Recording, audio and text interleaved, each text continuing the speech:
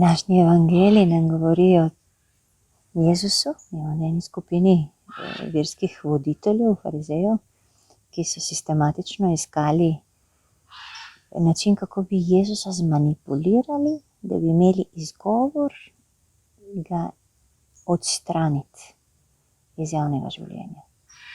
Ne grejo sami, pošljejo v akcijo svoje. In Jezus prvič, Matej pravi, da je spoznal njihovo hudobijo, pravi Matej. Ker Jezus jim reče v obraz, direktno reče. V smislu, zakaj to delate, hinavci? In drugič reče, dajte mi kovanec. Kdo je na kovancu, so rekli cesar.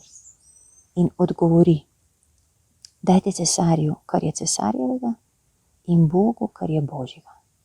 Matej 22. poglavje, od 15. do 21. vrstice. Danes je misijonska nedelja, nas je veliko misionarjev, jaz vas pozdravljam iz Venezuele.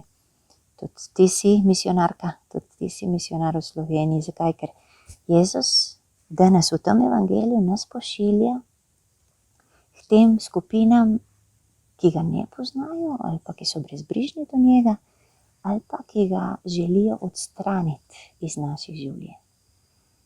Nas pošilja Jezus zato, da bi pripovedovali, kdo je on v našem življenju. Kaj on dela v našem življenju, zato da potem se zgodi to čudenje nad njim in lahko pripeljemo in damo nebeškemu očetu to, kar je njegovega, svoje otroke. Molite za vse misionarje in odgovorite mu.